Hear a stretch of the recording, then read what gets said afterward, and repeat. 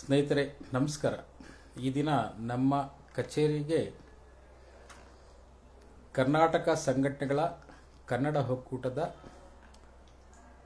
ಅಧ್ಯಕ್ಷರಾಗಿ 1 ವರ್ಷ ಕಾಲ ಸೇವೆಯನ್ನು ಸಲ್ಲಿಸಿದಂತಹ ಮಿಸ್ಟರ್ ಭರತ್ ಶೆಟ್ಟಿ ಅವರು ಬಂದಿದ್ದಾರೆ. ಈಗ ನಮ್ಮ ಕಚೇರಿಗೆ ಬಂದು ಕನ್ನಡ ಒಕ್ಕೂಟದ ಸದಸ್ಯತ್ವವನ್ನು ಪಡೆದುಕೊಂಡಿದ್ದಾರೆ. ಹಾಗೆ ಒಕ್ಕೂಟದ ಗೌರವ ಅಧ್ಯಕ್ಷರಾಗಿಯೂ ಸಹ ನಾವು ನೇಮಿಸ್ಕೊಂಡಿದ್ದೀವಿ. ಹಾಗೆ ಮಂಗಳೂರು ಉಸ್ತುವಾರಿಯನ್ನು ಸಹ ಕೊಟ್ಟಿದ್ದೀವಿ.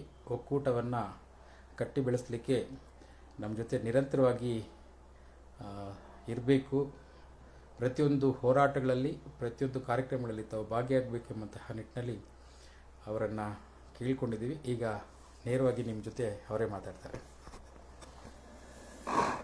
ನಮಸ್ತೆ. ಕರ್ನಾಟಕ ಸಂಘಟನೆ ಒಕ್ಕೂಟ ಇದು ನನ್ನ ಮನೆ. ನಾನು ಇದನ್ನು ಯಾವತ್ತೂ ಬಿಟ್ಟು ಹೋಗೋದು ಇಲ್ಲ. ಹಾಗೆ ಈ ಒಂದು ತಂಡ ಏನಿದೆ, ಇಡೀ ದೇಶ ಸುತ್ತಿದ್ರೂ ಇಂಥ ಒಂದು ಅದ್ಭುತವಾದ ತಂಡ ನನಗೆ ಮತ್ತೆ ಸಿಗಲ್ಲ. ಹಾಗಾಗಿ ಇದು ನನ್ನ ಮನೆ. ಸದಾ ನನಗೆ ಯಾವಾಗಲೂ ವೆಲ್ಕಮ್ ಇದ್ದೇ ಇರುತ್ತೆ. ನಾನಿಲ್ಲಿ ಅತಿಥಿಯಾಗಿ ಬಂದಿಲ್ಲ. ಇದು ನನ್ನ ಮನೆಗೆ ನಾನು ಯಾವ ರೀತಿ ಬರ್ತೀನಿ ಆ ಥರ ಬಂದಿದ್ದೀನಿ. ನಟರಾಜ್ ಸರ್ ಅಂತೂ ಸ್ವಂತ ಅಣ್ಣನಕ್ಕಿಂತ ಜಾಸ್ತಿ. ಇಂಥ ಹಾಲಿನಂತ ಮನಸ್ಸಿರೋ ವ್ಯಕ್ತಿ ಜೀವನದಲ್ಲಿ ಯಾರಿಗೂ ಸಿಗಲ್ಲ. ಹಾಗಾಗಿ ಇವ್ರ ಬಗ್ಗೆ ಒಂದು ಸಣ್ಣ ನುಡಿ ಮುತ್ತುಗಳು. ಹೆಚ್ಚಾಗಿ ಏನೂ ಹೇಳಕ್ ಹೋಗಲ್ಲ. ಇದು ನನ್ನ ಮನೆ, ಇದು ನನ್ನ ಕುಟುಂಬ. ನಾನು ಸದಾ ಈ ಒಂದು ಒಕ್ಕೂಟದ ಜೊತೆಗಿರ್ತೀನಿ ಅಂತ ಹೇಳ್ತಾ ನನ್ನ ಮಾತು ಮುಗಿಸ್ತೇನೆ. ಜೈ ಕನ್ನಡ. ನಾವು ಸಹ ನಿಮ್ಮನ್ನು ಮರ್ತಿಲ್ಲ ಸರ್. ನೀವು ಎಲ್ಲಿದ್ದರೂ ಕೂಡ ನಿಮ್ಮ ಜೊತೆ ನಾವು ಇದ್ದೇ ಇರ್ತೀವಿ. ಖಂಡಿತ ಸರ್. ನಿಮ್ಮ ಒಂದು ಪ್ರೀತಿ ವಿಶ್ವಾಸ ಹಾಗೇ ಇರಲಿ. ನಾವು ಸಹ ನಿಮ್ಮನ್ನು ಯಾವತ್ತೂ ಮರ್ತಿಲ್ಲ. ನೀವು ಮರೆಯೋ ಥರ ನೀವು ಮಾಡ್ಕೊಳ್ಬೇಡಿ. ಇಲ್ಲ ಇಲ್ಲ. ಈಗ ನಮ್ಮ ಭರತ್ ಶೆಟ್ಟಿಯವರು ವಕೀಲರಾಗಿ ಸ್ವಲ್ಪ ದಿನಗಳಲ್ಲಿ ಪಾದಾರ್ಪಣೆ ಮಾಡ್ತಾರೆ. ಅವರ ಒಂದು ವಕೀಲ ವೃತ್ತಿ ಒಳ್ಳೆಯದಾಗಲಿ. ಹಲವಾರು ವ್ಯವಹಾರಗಳನ್ನು ಮಾಡಿ ಲಾಭ ನಷ್ಟ ಇದ್ದೇ ಇರುತ್ತೆ ವ್ಯವಹಾರ ಅಂದರೆ. ಆದರೂ ಒಳ್ಳೆ ತಂದಲ್ಲಿ ಇವತ್ತು ಎಲ್ಲ ಕಡೆ ಒಳ್ಳೆ ಹೆಸರನ್ನು ಗಳಿಸ್ಕೊಂಡಿದ್ದಾರೆ. ಮುಂದಿನ ಭವಿಷ್ಯ, ರಾಜಕೀಯದ ಭವಿಷ್ಯ ಚೆನ್ನಾಗಿರಲಿ. ಮುಂದಿನ BBMP ಚುನಾವಣೆಗೆ ತಾವು ನಿಲ್ಲುವಂಥ ಎಲ್ಲ ಲಕ್ಷಣಗಳು ಕಾಣ್ತಾ ಇದೆ. ಒಳ್ಳೆಯದಾಗಲಿ. ನಿಮಗೆ ರಾಜಕೀಯದಲ್ಲಿ ಇನ್ನೂ ಉತ್ತುಂಗಕ್ಕೆ ನೀವು ಹೇರಬೇಕು. ನಮ್ಮಂಥವರು ನಿಮ್ಮಗಳ ಸಹಕಾರವನ್ನು ಪಡ್ಕೊಂಡು ಈ ನಾಡಿನಲ್ಲಿ ಹಲವಾರು ಜ್ವಲಂತ ಸಮಸ್ಯೆಗಳ ಬಗ್ಗೆ ನಾವು ಹೋರಾಟಗಳನ್ನು ಮಾಡುವಾಗ ಅಥವಾ ಕಾರ್ಯಕ್ರಮಗಳನ್ನು ಮಾಡುವಾಗ ನಿಮ್ಮಂಥವರ ಸಹಕಾರ ನಮಗಿರಲಿ ಎಂದೆಂದು ಅಂತ ಹೇಳ್ತಾ ನನ್ನ ಮಾತುಗಳು ಮುಗಿಸ್ತಾ ಇದ್ದೀನಿ. ಈ ಸಂದರ್ಭದಲ್ಲಿ ನಾಗೇಶ್ ಅವ್ರನ್ನ ನೆನೆಸ್ಕೊತೀನಿ. ನೋಡಿ, ಆ ತಂಡ ಒಂದಿತ್ತು. ಹೇಗಿತ್ತು ಅಂದರೆ ಇಡೀ ರಾಜ್ಯನೇ ತಿರುಗಿ ನೋಡ್ತಾ ಇತ್ತು. ಒಂದು ಅದ್ಭುತವಾದ ಹೋರಾಟ. ಡಾಕ್ಟರ್ ಸರೋಜಿನಿ ಮಹಿಷಿ ವರದಿ ಹೋರಾಟ ಯಾವ ರೀತಿ ನಾವು ಮೈಗೂಡಿಸ್ಕೊಂಡು ಅಂದರೆ, ನಿಮಗೆ ಹೋರಾಟ ಮಾಡಿಲ್ಲ ನಿದ್ದೆನೇ ಬರ್ತಿರ್ಲಿಲ್ಲ. ಪ್ರತಿನಿತ್ಯ ಹೋರಾಟ ಅಂದರೆ ಜೀವನನೇ ಒಂದು ಹೋರಾಟ. ಅದ್ರ ಜೊತೆಗೆ ಕನ್ನಡ ನಾಡು ನುಡಿ ಭಾಷೆ ಅಂದಾಗ ಸರ್, ಆಗೆಲ್ಲ 102 ದಿವಸ ಹೋರಾಟ ಮಾಡಲಿಕ್ಕೆ 102 ದಿವಸದ ಹೋರಾಟದ ಊಟ ಕೊಟ್ಟಿದ್ದು ನೀವಲ್ವಾ ಸರ್? ಊಟ ಯಾಕಂದ್ರೆ ಬೇರೆ ಏನೇ ಆಗಲಿ ಊಟ ಒಬ್ಬರು ಜವಾಬ್ದಾರಿ ತಗೊಂಡಾಗ ಈಗ 45 ದಿವಸಕ್ಕೆ ಆ ಹೋರಾಟ ಮುಕ್ತಾಯಗೊಳ್ಬೇಕಂತ ಎಲ್ಲರೂ ನಿರ್ಧಾರ ಮಾಡಿಬಿಟ್ಟಿದ್ರು. ಆದರೆ ನೀವೆಲ್ಲ ಏನು ಮಾಡಿದ್ವಿ, ಅದು 100 ದಿವಸಕ್ಕೆ ತೊಗೊಂಡೋದ್ವಿ.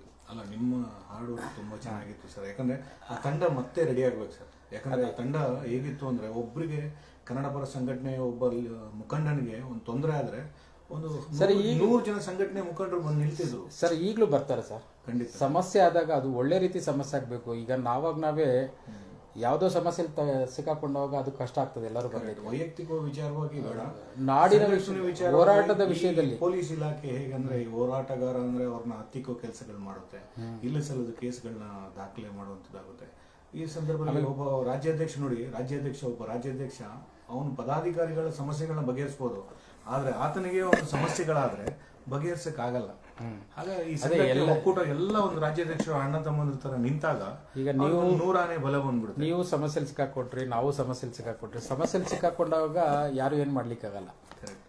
ಈಗ ಅದು ನಮ್ಮ ವೈಯಕ್ತಿಕ ಸಮಸ್ಯೆಗಳಾಗ್ಬಿಟ್ಟಿರುತ್ತೆ. ಆದ್ರೆ ನಾಡು ನುಡಿ ವಿಷಯದಲ್ಲಿ ತೊಂದರೆ ಆದವಾಗ ಇಡೀ ಕನ್ನಡ ಹೋರಾಟಗಾರರು, ಇಡೀ ಸಂಘಟನೆಗಳು ನಮ್ಮ ಜೊತೆ ಇರ್ತವೆ. ನಾವು ಅರ್ಥಕೊಳ್ಬೇಕಲ್ಲ. ಆದಷ್ಟು ಬೇಗ ಆ ಒಂದು ಏನು ಗತವೈಭವ ಏನಿತ್ತು ಒಕ್ಕೂಟದ ರಾಜ್ಯಾಧ್ಯಕ್ಷಗಳು 100-150 ರಾಜ್ಯಾಧ್ಯಕ್ಷರು ಈಗಲೂ ಇದ್ದಾರೆ ಸರ್. ಈಗ ಅದೇ ತರ ಮತ್ತೊಂದು ಹೋರಾಟ ಮಾಡಕ್ಕೆ ವೇದಿಕೆ ಒಂದು ರೆಡಿ ಈಗ ನವೆಂಬರ್ 1ರಲ್ಲಿ 1ನೇ ತಾರೀಕು ರಾಜ್ಯೋತ್ಸವ ಮೆರವಣಿಗೆ ನೀವು ನೋಡಿರ್ಬೇಕು, 100 ಸಂಘಟನೆಗಳ ರಾಜ್ಯಾಧ್ಯಕ್ಷರು ಭಾಗಿಯಾಗಿದ್ರು. ಅಂದ್ರೆ ಒಳ್ಳೆ ಸಂದರ್ಭಗಳಲ್ಲಿ ಒಳ್ಳೆ ಹೋರಾಟಗಳಲ್ಲಿ ಎಲ್ಲರೂ ಭಾಗಿಯಾಗ್ತಾರೆ. ನಾವು ಅವ್ರನ್ನ ಮರಿಬಾರ್ದು ಅಷ್ಟೇ. ನಾವು ನಿರಂತರವಾದಂತ ಬಾಂಧವ್ಯಗಳನ್ನ ಅವ್ರ ಜೊತೆಲಿ ಇಟ್ಕೊಟ್ರೆ ಅವರು ನಮ್ಮ ಜೊತೆಲಿ ಇರ್ತಾರೆ ಸರ್. ನಿಮ್ಮಂತ ವ್ಯಕ್ತಿತ್ವ ಸಿಗೋದಿಲ್ಲ. ಈಗ ನೋಡಿ, ನೀವೆಲ್ಲ ತಟಸ್ಥ ಆಗ್ಬಿಟ್ರಿ, ಆದ್ರೂ ನಾವು ಒಕ್ಕೂಟವನ್ನ ಹೋರಾಟಗಳನ್ನ ಮಾಡ್ಕೊಂಡೇ ಬರ್ತಾ ಇದ್ದೀವಿ. ತಿಂಗಳಲ್ಲಿ 2-3 ಹೋರಾಟಗಳು, ಒಂದು ತಿಂಗಳಲ್ಲಿ 4-5 ಹೋರಾಟಗಳು ಮಾಡಿರೋ ಉದಾಹರಣೆಗಳಿದ್ದಾವೆ. ಆಮೇಲೆ ನವೆಂಬರ್ 1 9 ವರ್ಷದಿಂದ ನಿರಂತರವಾಗಿ ಮಾಡ್ಕೊ ಬರ್ತಾ ಇದೀವಿ. ಯಾಕೆ ಮಾಡ್ಕೊ ಬರ್ತಾ ಇದೀವಿ ಅಂದ್ರೆ ಎಲ್ಲ ಹೋರಾಟಗಾರರು ಇವತ್ತು ನಮ್ಮ ಜೊತೆಲಿ ಇದ್ದಾರೆ ಎಂಬ ಭಾವನೆಯಿಂದನೇ, ಆ ಧೈರ್ಯದಿಂದ ಮಾಡ್ಕೊ ಬರ್ತಾ ಇದ್ವಿ. ಆ ಧೈರ್ಯ ಇವತ್ತು ಆ ನಂಬಿಕೆ ಇವತ್ತು ಉಳಿಸ್ಕೊಂಡಿದ್ವಿ. ಹೌದು, ನಿಜವಾಗ್ಲೂ ಒಂದು ಮಹಿಳಾ ತಂಡ ಆಗಲಿ, ಮೇಡಮ್ ಅವರು ಆಗಲಿ, ಸಾಕಷ್ಟು ಮಹಿಳಾ ತಂಡಗಳೆಲ್ಲ ಜೊತೆಗಿದಾರಲ್ವಾ. ಹಾಗೆ ಬೆಳಸ್ವಾಮಿ ಗೌಡ್ರಾಗ್ಲಿ, ಪ್ರದೀಪ್ ಆಗಲಿ, ಸಾಕಷ್ಟು ಜನ ಇದ್ದಾರೆ ಸರ್, ತುಂಬಾ ಅವರಾಗ್ಲಿ, ಎಲ್ಲ ಒಂದೊಂದು ಹೆಸರು ಹೇಳಕ್ಕಾಗ್ತಿಲ್ಲ. ಸಾಕಷ್ಟು ಅಣ್ಣ ತಮ್ಮಂದ್ರು ಇದ್ದಾರೆ ಹೋರಾಟಗಾರರಲ್ಲಿ. ಮತ್ತೆ ಒಂದುಗೂಡುವಂತ ಕೆಲಸಗಳಾಗ್ಲಿ ಸರ್ ನಿಮ್ಮಿಂದ. ಸರ್ ನಿರಂತರವಾಗಿ ನಾನು ಸಂಪೂರ್ಣವಾಗಿ ರಾಜಕೀಯನೇ ಬಿಟ್ಬಿಟ್ಟಿದ್ದೀನಿ ಸರ್. ಸುಮಾರು ಒಂದು 5-6 ವರ್ಷ ಆಗೋಯ್ತು ಹೋರಾಟಗಳಲ್ಲಿ ಸಂಪೂರ್ಣವಾಗಿ ತೊಡಸ್ಕೊಂಡಿರೋದ್ರಿಂದ. ಒಬ್ಬ ಹೋರಾಟಗಾರನಿಗೆ ಅಣ್ಣನ ಸ್ಥಾನದಲ್ಲಿ ನಿಂತು ನೀವು ಅವ್ರಿಗೆ ಆಗುವಂತ ತಪ್ಪುಗಳು, ತಪ್ಪುಗಳನ್ನ ಸರಿದೂಗಿಸ್ಕೊಂಡು ಎಲ್ಲರೂ ತಿದ್ದಿ, ಆಮೇಲೆ ಸಮಸ್ಯೆಗಳಲ್ಲಿ ಸಿಕ್ಕಾಕೊಂಡಾಗ ಯಾವುದೇ ಸಮಸ್ಯೆ ಆಗಲಿ, ಈಗ ನೀವು ಯಾವುದೋ ಒಂದು ಸಮಸ್ಯೆಯಲ್ಲಿ ಸಿಕ್ಕಾಕೊಂಡಾಗ ನಿಮ್ಮ ಪರವಾಗಿ ಹೋರಾಟ ಮಾಡಿದ್ವಿ. ಹೌದು, ನಿಮ್ಮ ಬಿಡುಗಡೆ ಆಗಬೇಕು.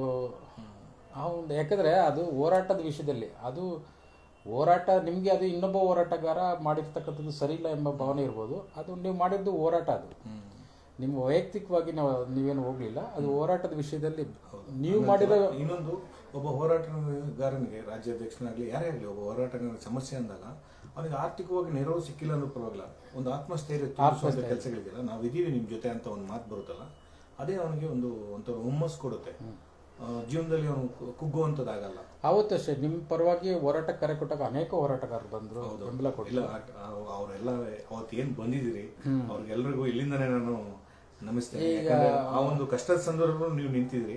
ಬರೀ ಭರತ್ ಶೆಟ್ಟಿ ಒಬ್ಬನ ಪರ ಅಲ್ಲ, ಪ್ರತಿಯೊಬ್ಬ ರಾಜ್ಯಾಧ್ಯಕ್ಷನು, ಒಬ್ಬ ಸಂಘಟನೆಯ ಮುಖಂಡನಿಗೆ ಆಗೋ ಹೋಗೋಗಳು ಏನೇನಿರುತ್ತೆ ಅನ್ನೋದು ತೀರಾ ಹತ್ರದಿಂದ ನಾನು ನೋಡ್ಬೋದು. ಈಗ ನಾರಾಯಣ ಗೌಡ್ರಿಗೆ ಇದಾಗಿತ್ತು, ಅವಾಗೂ ನಾವು ಜೈಲ್ ಬರೋ ಕರೆ ಕೊಟ್ಟಿದ್ವಿ. ಆಮೇಲೆ ದರ್ಶನ್ ಅವ್ರು ಏನೇ ಮಾಡಿರ್ಬೋದು, ಒಬ್ಬ ನಾಯಕ ನಟನಾಗಿ ಆತನ ಬಿಡುಗಡೆ ಆಗಲಿ ಅಂತ ಒಂದು ಹೋರಾಟಕ್ಕೆ ಕರೆ ಕೊಟ್ಟಿದ್ವಿ. ಅದೇ ಪೊಲೀಸರು ಏನು ಮಾಡಿದ್ರು, ಅದಕ್ಕೆ ಅನುಮತಿ ಕೊಡಲಿಲ್ಲ. ಸ್ವಲ್ಪ ಅವರು ಮನವರಿಕೆ ಮಾಡಿದ್ರು. ಆದರೂ ಒಳ್ಳೆ ವ್ಯಕ್ತಿತ್ವ ಯಾವುದೋ ಒಂದು ಸಮಯ ಸಂದರ್ಭಗಳಲ್ಲಿ ಹಂಗಾಗ್ಬಿಡುತ್ತೆ ಅಷ್ಟೇ. ಹಿಂದೆ ಇರ್ತಕ್ಕಂಥ ವ್ಯಕ್ತಿತ್ವವನ್ನು ನೋಡ್ಬೇಕಲ್ವ ನಾವು. ಅದರ ಆಧಾರದ ಮೇಲೆ ಹೋರಾಟಕ್ಕೆಲ್ಲ ಕರೆ ಕೊಟ್ಟಿದ್ದೀವಿ. ಇವತ್ತು ನಮ್ಮ ಜೊತೆ ಹೋರಾಟಗಾರರೆಲ್ಲ ಇದ್ದಾರೆ.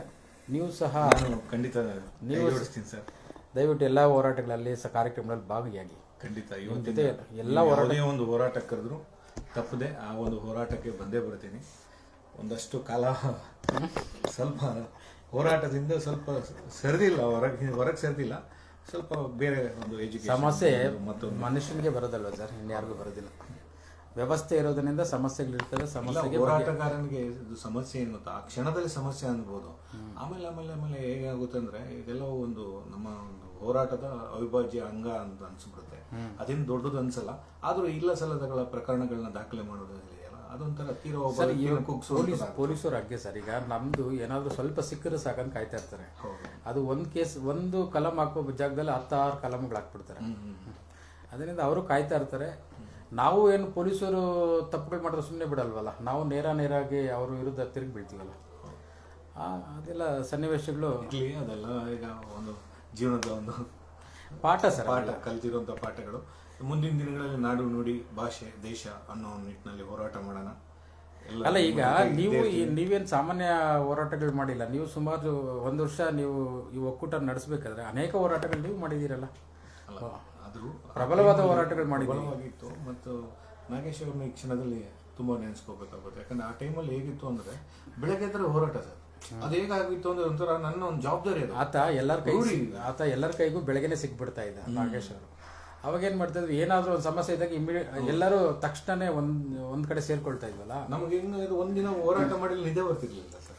ಈಗಷ್ಟೇ ಈಗ ನಾನು ಬೆಂಗಳೂರಲ್ಲಿ ಸದಾಕಾಲ ಆಫೀಸ್ ಕಚೇರಿಯಲ್ಲಿ ಇರ್ತೀನಿ. ಸಮಸ್ಯೆ ಆದಾಗ ಫೋನ್ ಹಾಕ್ಕೊಂಡ್ರೆ ನಾವು ಇಲ್ಲೇ ಎಲ್ಲ ಕಡೆ ಅದಕ್ಕೆ ಎಲ್ಲರೂ ಎಲ್ಲ ರಾಜ್ಯಾಧ್ಯಕ್ಷರಿಗೆ ಒಂದು ಅಣ್ಣನ ಸ್ಥಾನದಲ್ಲಿ ನಿಂತು ನೀವು ಅಣ್ಣ ಅನ್ನೋದಕ್ಕಿಂತ ಒಬ್ಬ ಜೊತೆಗಾರ ಅಷ್ಟೇ ಒಂದು ಸಂಘಟನೆ ಹೋರಾಟಗಾರರಿಗೆ ರಾಜ್ಯಾಧ್ಯಕ್ಷರಿಗೆ ಬೆನ್ನಿಗೆ ಒಂದು ಸಹಾಯವಾಗಿ ನಿಲ್ರಿ ಅಂತ ಹೇಳ್ತಾ ಇದ್ದೀನಿ ಸರ್. ಒಂದು ರಿಕ್ವೆಸ್ಟ್ ಈ ಸಾಮಾಜಿಕ ಜಾಲತಾಣದ ಮುಖಾಂತರ ನಿಮಗೆ ರಿಕ್ವೆಸ್ಟ್ ಮಾಡ್ಕೊಂತೀನಿ. ಇಲ್ಲ, ನೀವು ನಮ್ಮ ಕಚೇರಿಗೆ ಬಂದಿದ್ದು ಭಾಳ ಸಂತೋಷ ಆಯಿತು. ನಿಮ್ಮ ಒಂದು ಆತ್ಮೀಯತೆ ಬಾಂಧವ್ಯ ಹೀಗೆ ಇರಲಿ. ಧನ್ಯವಾದಗಳು ಸರ್ ನೀವು ಬಂದಿದ್ದಕ್ಕೆ. Thank you sir. ನಿಮಗೂ ಅವತ್ತು ನನ್ನ ಪರವಾಗಿ ಯಾರ್ಯಾರು ಧ್ವನಿ ಎತ್ತಿದ್ದೀರಿ ಅವ್ರಿಗೆಲ್ರಿಗೂ ನನ್ನ ಒಂದು ನಮನಗಳನ್ನ ಸಲ್ಲಿಸ್ತಿದ್ದೀನಿ. ನಿಮ್ಮ ಜೊತೆ ಸದಾ ಇರ್ತೀನಿ. ನಿಮ್ಮ ಕಷ್ಟಗಳು ನಾನು ಭಾಗಿಯಾಗ್ತೀನಿ ಅಂತ ಈ ಒಂದು ಸಾಮಾಜಿಕ ಜಾಲತಾಣದಲ್ಲಿ ಅದು ನಟರಾಜ್ ಸರ್ ಅವ್ರ ಪಕ್ಕದಲ್ಲಿ ಕೂತ್ಕೊಂಡು ಭರವಸೆ ಕೊಡ್ತೀನಿ ಸರ್. ಈಗ ಒಕ್ಕೂಟವನ್ನ ಅಧ್ಯಕ್ಷರಾಗಿ ನಡೆಸ್ಕೊಂಡು ಬಂದರು. ಈಗ ಒಕ್ಕೂಟದ ಗೌರವ ಅಧ್ಯಕ್ಷರಾಗಿ ನಮ್ಮ ಜೊತೆ ಅಷ್ಟು ದೊಡ್ಡ ಜವಾಬ್ದಾರಿ ಬೇಡ, ನಿಮ್ಮ ಜೊತೆ ಇರ್ತೀನಿ ಸರ್. ನಾನು ಸದಾ ಕಾಲ ನಿಮ್ಮ ಜೊತೆ ಇರ್ತೀನಿ ಸರ್. ಒಂದು ಒಕ್ಕೂಟದ ಗೌರವ ಅಧ್ಯಕ್ಷರು ಒಂದು 3-4 ಜನ, ಅದರಲ್ಲಿ ನೀವು ಒಬ್ರು ಇರಿ. ಈಗ ವೆಂಕಟೇಶ್ ಗೌಡ್ರು ಇದ್ದಾರೆ. ಒಂದು ಅಟ್ಲಿ ಕೊನೆ ಪಕ್ಷ ಒಬ್ಬರು ಬಂದಿಲ್ಲ ಅಂದ್ರೆ ಇನ್ನೊಬ್ರಾದ್ರೂ ನಮ್ಮ ಕೈಗೆ ಸಿಗ್ಲಿ ಅನ್ನೋದಷ್ಟೇ ಸರ್. ಆಯ್ತು, ನೀವೇನು ಹೇಳ್ತೀರಿ ಅದನ್ನ ಒಳ್ಳೆದಾಗಿ ಸಂತೋಷವಾಗಿ ಸ್ವೀಕಾರ ಮಾಡ್ಕೊಂತೀನಿ. ನಿಮ್ಮ ಜೊತೆ ಇರ್ತೀನಿ ಸರ್. ಒಳ್ಳೇದಾಗಲಿ ಸರ್.